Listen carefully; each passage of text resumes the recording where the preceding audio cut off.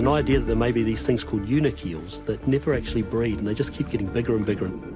It's plausible that you can have eels that could grow to, I don't know, 6, 9, 12 feet in length. For 90 years, people threw sonar fleets, submarines, and their whole lives at Loch Ness trying to find the thing in the water. None of it worked. Then somebody did what nobody had tried. They took every scrap of data ever collected on that lake, the DNA, the sonar logs, the century of sightings, and fed the whole pile into an AI to find the pattern. It did not hand back a monster. It handed back something stranger. Most of the mystery collapsed instantly, but a few readings sat in that data and refused to resolve, and the harder the machine looked, the worse they got. This is what it could not explain. Before any of this makes sense, you have to understand that Loch Ness is not a normal lake. It is a gash in the surface of the planet, carved by ice along one of the most active fault lines in Britain. And everything strange about the legend starts with the water itself. The loch runs 23 miles long and drops to about 755 feet at its deepest, holding more fresh water than every lake in England and Wales put together. Below 100 meters or so, the temperature sits at a steady 5 degrees Celsius all year, no matter what the weather does up top. The pressure down there is crushing and the dark is total. But the single most important thing about this lake is what is dissolved in it. The hills all around are packed with peat, and the rain filters down through that peat before it ever reaches the water, carrying compounds that stain the whole loch the color of strong tea.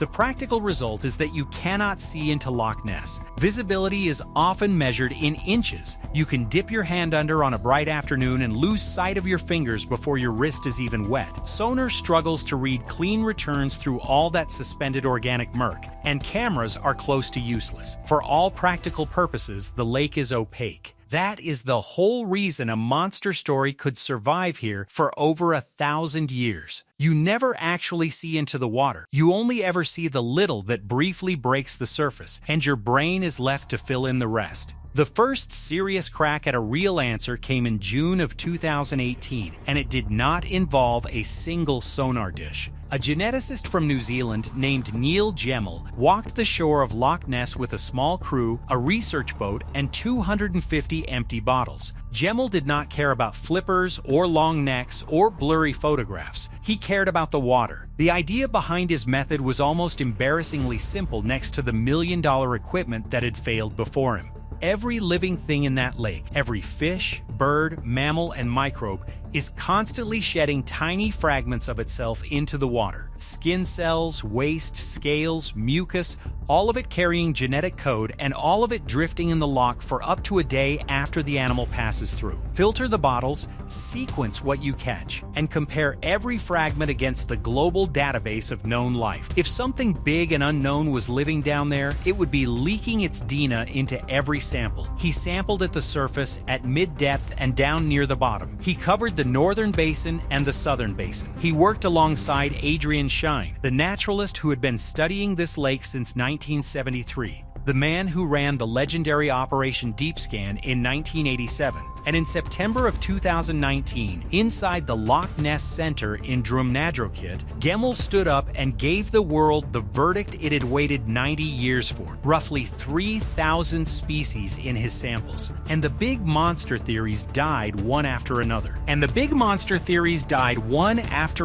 No reptile DNA, so no surviving plesiosaur. No sturgeon DNA. No shark DNA. No catfish DNA. One creature, though, lit up every single sample, at every depth, in every corner of the loch, in numbers that genuinely surprised him. Eels, European eels, everywhere. Think about how clean that was as a piece of detective work. For decades, the public had 4 main suspects, and people had staked their reputations on each one. The plesiosaur crowd wanted a prehistoric reptile that somehow survived when the dinosaurs did not. The sturgeon crowd wanted a big armored fish wandering in from the sea. The Greenland shark crowd wanted a cold water giant that could live for centuries. The catfish crowd, which included some of the most respected monster hunters in the country, wanted an enormous bottom feeder stocked into the lake a century ago. Gemmell did not argue with any of them. He just checked the water for their DNA, and one by one, every suspect came back with an airtight alibi because they were simply not there. No reptile, no sturgeon, no shark, no catfish. 90 years of argument settled not by a better sighting, but by the absence of a few molecules. And in the empty space where all 4 suspects used to stand, there was only the eel, in numbers nobody had properly accounted for. Here is where the new chapter starts, buddy, and it is the part your title is really about. Gemmel's study answered the biology question, but it left a mountain of other data just sitting there, unconnected, spread across decades and disciplines, never analyzed as one single body of evidence. Because the Loch Ness problem was never only about DNA. There were the sonar logs going back to the 1960s. There was the full sightings register, over 1,000 entries stretching back a century. There were the seismic records off the Great Glen Fault. There were weather logs, water temperature charts, the internal wave measurements, the hydrophone recordings. No human team had ever held all of it in their head at once, because no human can. It is too much in too many formats from too many fields. So somebody did the obvious modern thing. They handed the entire archive to a machine learning system and asked it a simple question. Forget the monster. Just tell us what actually correlates with a sighting.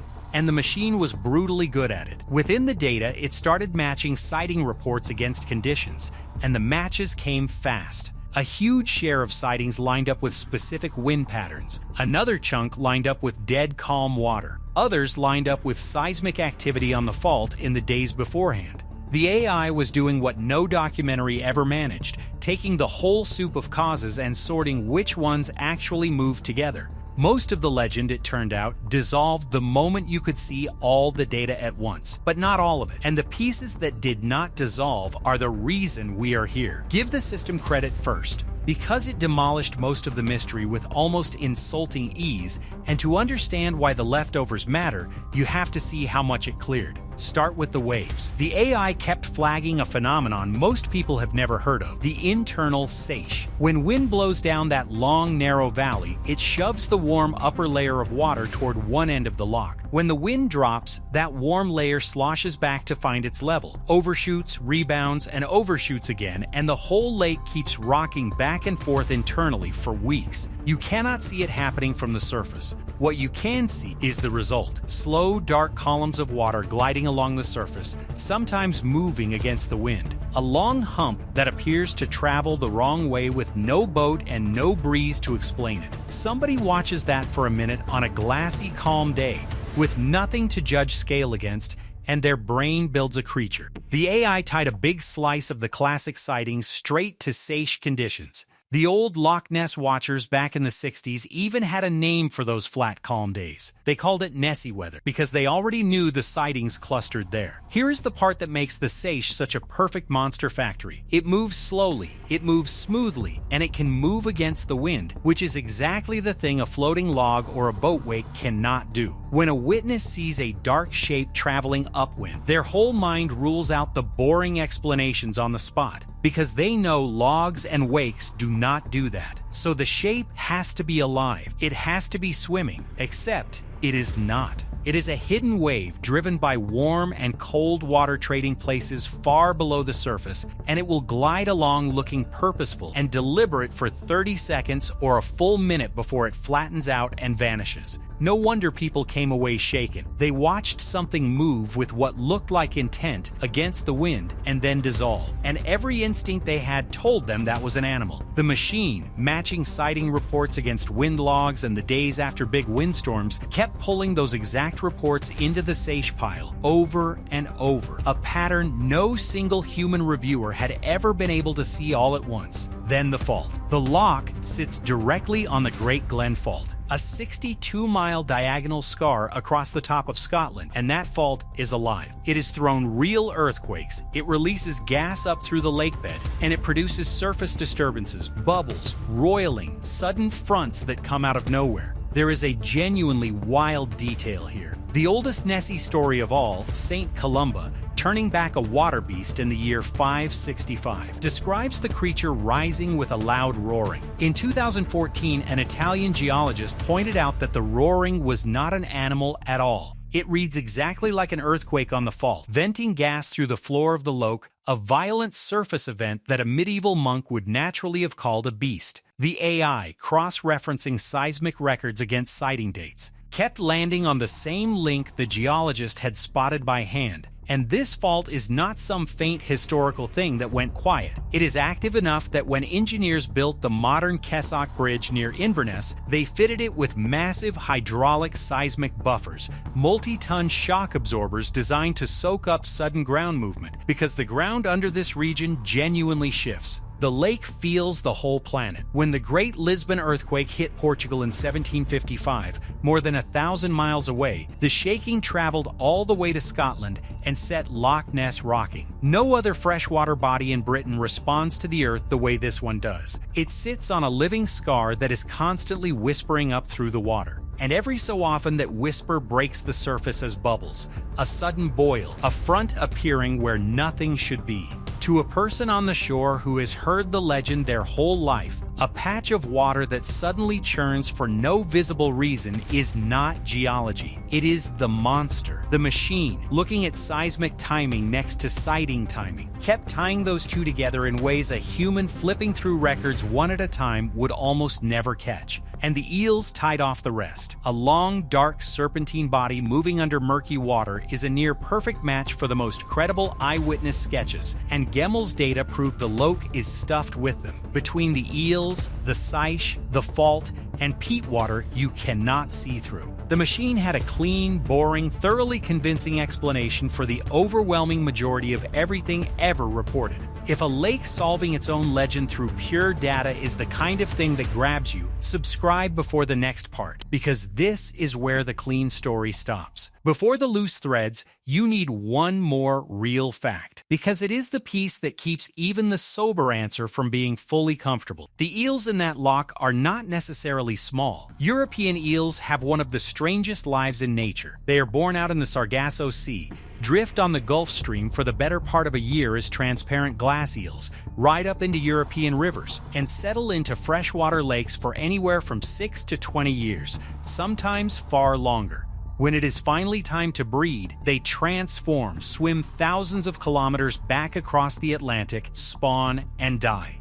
Most of them. But some never make the trip. Some just stay in the fresh water they grew up in, and here is the part that matters. An eel that never leaves never spends the enormous energy of reproduction, so it just keeps eating, and it keeps growing for an extraordinarily long time. There is a famous Swedish eel that was dropped into a village well as a pet in 1859 and found dead in that same well in 2014. If the dating holds, that eel lived over 150 years. And Loch Ness is exactly the kind of place a stay-behind eel could get old and strange, constant cold, endless salmon and trout to eat, no predator big enough to threaten a grown adult. Gemmel's study never measured how big the loch's eels get, only that there are a lot of them. When reporters pushed him, he said a 4-meter eel would be well outside the normal range. But he could not entirely rule it out. That is the honest scientific position, and the AI running the numbers put the odds of anything truly giant as low but not zero. Not a monster, just a known animal that the lake might, occasionally, grow far past normal size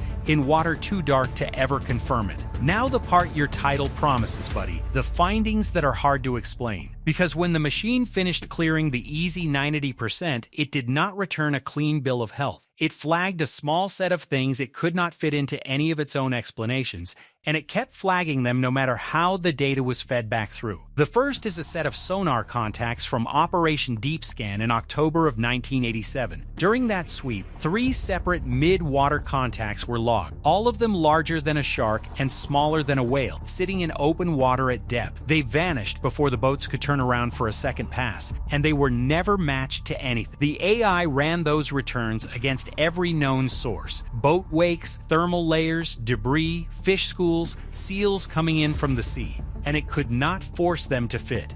Three solid, large, mid-water objects, logged by instruments, not eyes, and then gone. The machine left them in the unexplained column and would not move them out. And it is worth sitting with what Operation Deep Scan actually was, because it was not two guys with a fish finder. It was a line of boats sweeping the loch in formation.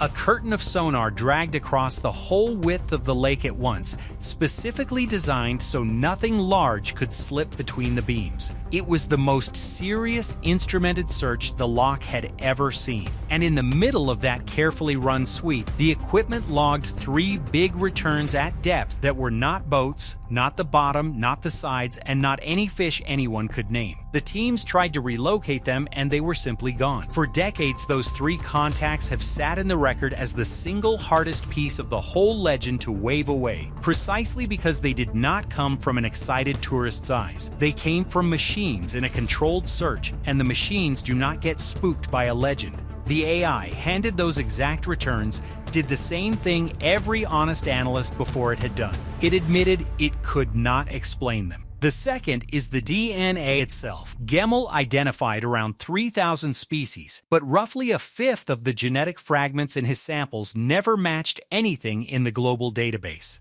The sober reading, the one the scientists themselves give, is that this is almost certainly unmapped microbial life. Tiny stuff nobody has sequenced yet. Almost certain. But when the AI weighted that unmatched fraction against everything else, it flagged the honest truth underneath the reassurance. In the most complete genetic survey ever run on the most famous monster lake on the planet, a full 20% of what was found could not be named. The machine does not know it is bacteria. It only knows it does not match, and it will not pretend otherwise. And that is the uncomfortable thing about an AI doing this work instead of a person. A human scientist wanting to be responsible rounds that 20% down to probably nothing. The machine does not round. It just holds the number up and reports exactly what it is. A fifth of the life in Loch Ness, unidentified. The third is the strangest. During a 2024 expedition, a hydrophone dropped into the loch picked up a rhythmic pulsing sound, and the researcher running the equipment said flatly that he had never heard anything like it in any of his recordings.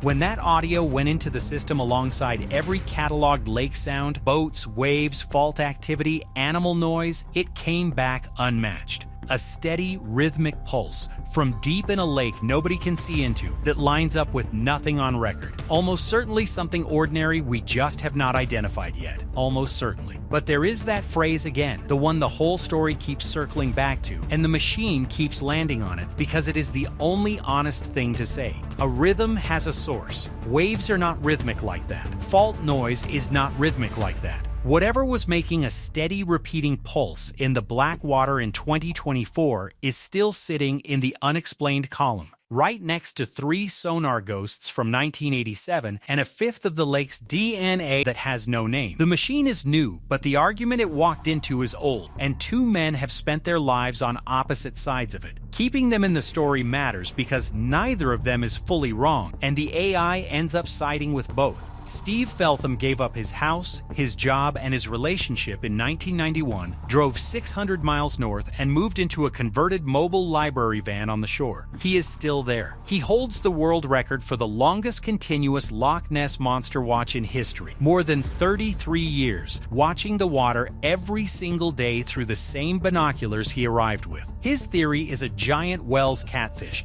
and even after Gemmell's DNA came back showing 0 catfish, Feltham did not budge, arguing a small surviving population could dodge detection. He is the believer who will not quit, and you have to respect what that kind of watching actually is. 33 years is not a hobby, it is a life. Feltham has probably looked at that water more hours than any human being who has ever lived, and his catfish theory was not a wild guess, it was reasoned. Victorian aristocrats really did stock British lakes with big continental fish for sport in the late 1800s, and Feltham worked out that such a population would have been hitting full size right around the early 1930s, exactly when the modern legend exploded with the first big sightings and the famous photographs.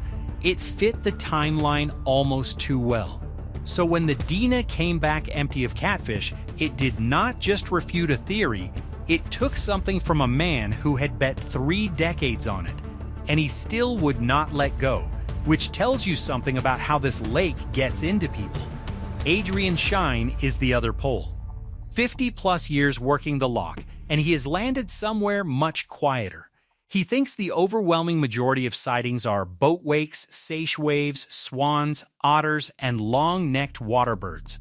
There are long-necked creatures in Loch Ness, he likes to say, and we call them swans.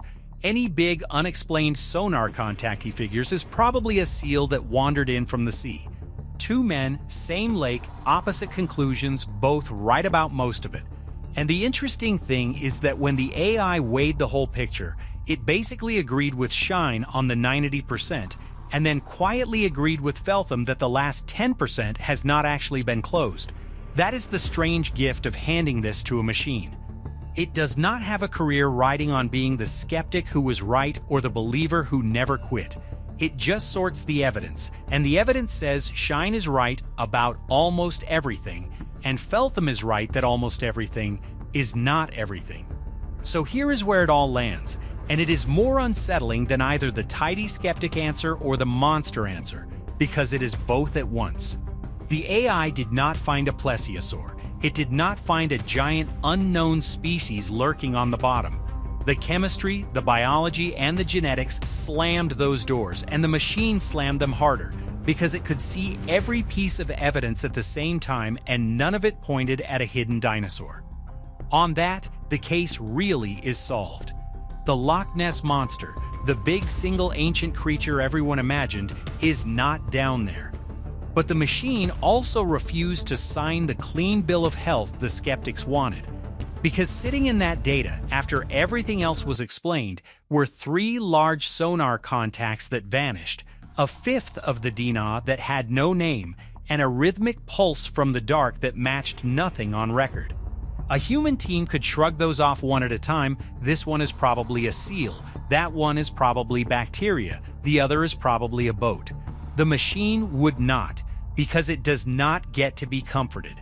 It just reports that these specific readings do not fit, and it keeps reporting it. That is what makes the findings hard to explain. Not that they prove anything, that the most complete analysis ever run on this lake came back and said, in effect, most of your monster was waves and eels and an angry fault, and also there are a few things in here I genuinely cannot account for, and I am not going to pretend I can. The mystery did not get deleted. It got narrowed to a hard little core that will not dissolve, sitting at the bottom of a lake too dark to ever look into.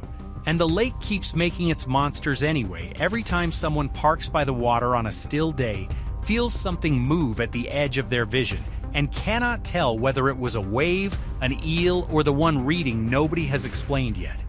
So tell me straight in the comments, after all that, did the machine solve it? Or are those 3 things it could not explain exactly where the real answer is still hiding? Drop your honest take below and subscribe, because the next feed out of that lake is not one you want secondhand.